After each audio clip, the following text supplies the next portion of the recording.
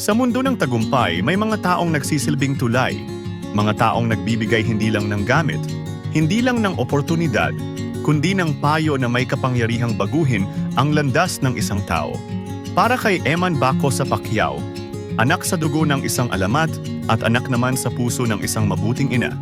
Isang araw ang nagbukas ng pinto para makatanggap ng payo mula sa isang haligi ng showbiz at medisina, si Dr. Vicky Bello. Hindi ito eksena sa pelikula. Totoong buhay ito, isang simple sanang araw pagkatapos ng panayam. Pero nauwi sa sandaling nagbigay inspirasyon, gabay at direksyon, mga payong ibinigay kay Eman. Maaari ring maging gabay mo sa kahit anong pangarap ang tinatahak mo ngayon. Ito ang kwento ng mga simple ngunit makapangyarihang salita mula kay Dr. Vicky Bello. At kung papakinggan mo ang mga aral na ito, baka ikaw rin may mabago sa buhay mo pagkatapos ng video na ito. Ang simula ng lahat. Maraming kabataan ang nangangarap, marami ring nangangapa. At para kay Eman, hindi madali ang mabuhay bilang anak ng isang alamat. Dahil lahat ng kilos mo, lahat ng galaw mo, ikinukumpara sa ama mong milyon-milyon ang tagumpay. Pero hindi iyon naging dahilan para tumigil siya sa pagpupursigi. Sa isang panayam na puno ng pagtawa, kwento at pagkilala, napansin ni Dr. Vicky ang isang bagay kay Eman. Ang kanyang pagiging simple. Sa kabila ng mundo ng showbiz, boxing at spotlight, may isang kwento na nakakuha ng atensyon ni Dr. Vicky. Isang pares ng lumang gloves. 6 na taon na palang ginagamit ni Eman. Worn out, sira ang padding, halos di na dapat gamitin. At dito nagsimula ang hindi inaasahang pagbibigay niya ng regalo.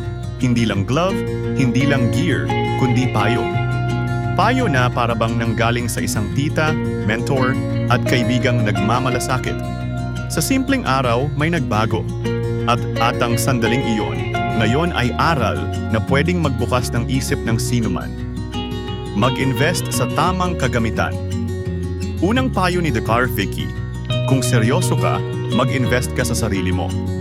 Hindi niya ito sinabi bilang papuri. Hindi rin ito sinabi bilang paalala na may pera siya. Sinabi niya ito dahil nakita niya ang potensyal ni Eman. At ayaw niyang maaksaya iyon dahil lang sa maling gamit, maling tools, o kakulangan sa suporta. Marami sa atin, tinitipid ang mga bagay na pinakamahalaga. At sa boxing, o kahit anong craft, ang kagamitan ay hindi luho. Ito ay proteksyon, kaligtasan, at higit sa lahat, commitment. Nang mapalitan ni Dr. Vicky ang lumang gloves ni Eman, hindi lang siya nagbigay ng bagong gamit. Parang sinabi niya sa kanya, Eman, naniniwala ako sa'yo. At kung kaya mong seryosohin ang pangarap mo, may taong susuporta sa'yo. Ganito rin sa buhay nating lahat. Kung masama ang internet mo, paano ka mag-aaral? Kung bulok ang gamit mo, paano ka magnenegosyo? Kung kulang ang tools mo, paano ka lalaban? Hindi niya sinabing bumili ng mamahalin. Hindi niya sinabing gumastos ng sobra. Pero sinabi niya ang mas malalim. Huwag mong sayangin ang potensyal mo dahil lang sa pagtipid sa maling bagay.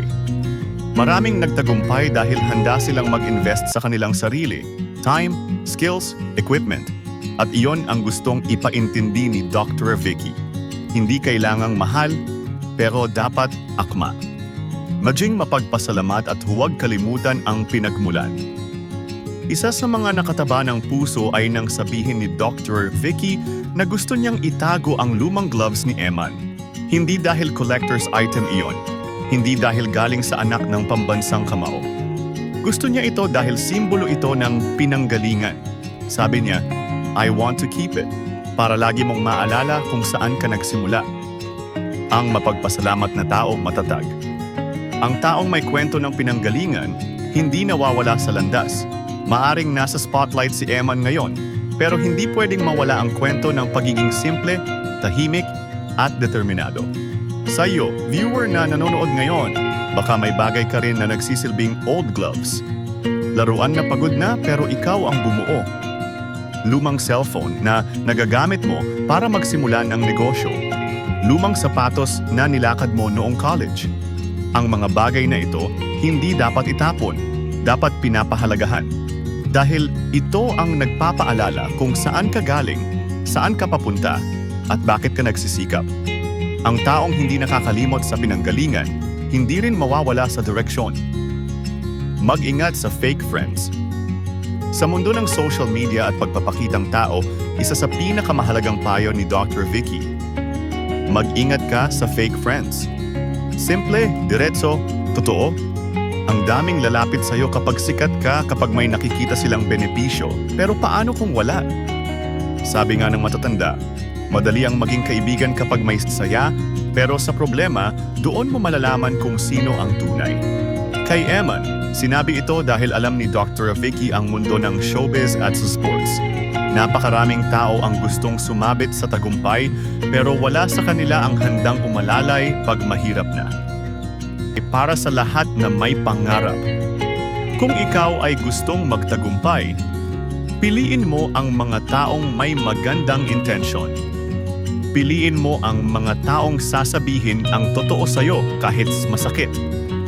Piliin mo ang mga taong nandyan hindi dahil sikat ka, kundi dahil minahal ka nila kahit noong wala ka pang napapatunayan.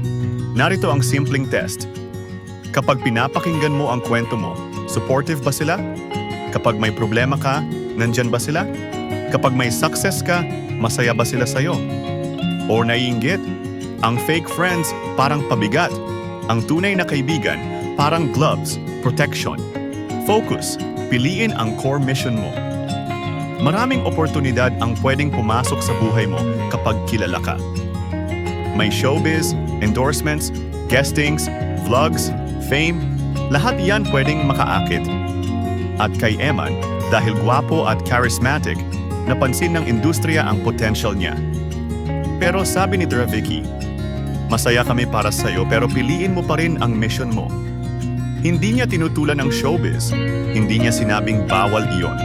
Pero pinaalala niya kay Eman at sa lahat ng may pangarap na hindi lahat ng oportunidad dapat tanggapin. Ano ang core mission mo? Kung estudyante ka, pag-aaral mo. Kung creator ka, content mo. Kung atleta ka, training mo. Kung negosyante ka, produkto mo. Ang focus ay hindi pagsasara ng pinto sa ibang bagay. Ito ay pag-prioritize ng tamang pinto. May oras para mag-explore, pero may oras din para magpakatotoo sa layunin.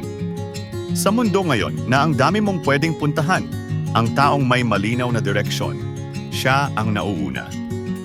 Humility. Ito ang tunay na asset. Nang makilala ni Dr. Vicky si Eman, isa agad ang napansin niya. Hindi hambog, hindi pastar, hindi nagmamagaling. At ang sinabi niya, ang humility mo, iyan ang magdadala sa iyo sa malayo. Sa panahon ngayon, maraming umaangat dahil maingay, maraming sumisikat dahil controversial. Pero ang tunay na nagtatagal, yung may tunay na pagkatao, hindi yung puro papogi, hindi yung puro pagpapanggap. Humility is power. Humility is teachability. Humility is growth. Ang taong humble, kaya tanggapin ang criticism, kaya pangalagaan ang relasyon, kaya magtrabaho sa likod ng spotlight, kaya magpasalamat sa maliit at malaki.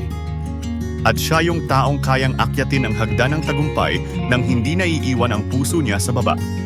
Ito ang nakita ni Dr. Vicky kay Eman, at ito rin ang inaasahan niyang magdadala sa kanya sa mas malayo pang landas. Personal message ni Vicky. Magiging mayaman ka balang araw.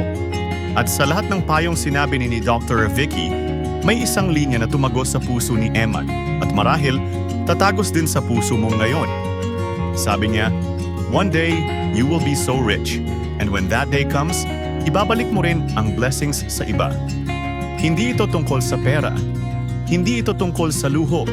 Ito ay tungkol sa mindset na ang tunay na yaman ay nanggagaling sa sipag, sa kabutihan at sa kakayahang tumulong sa iba.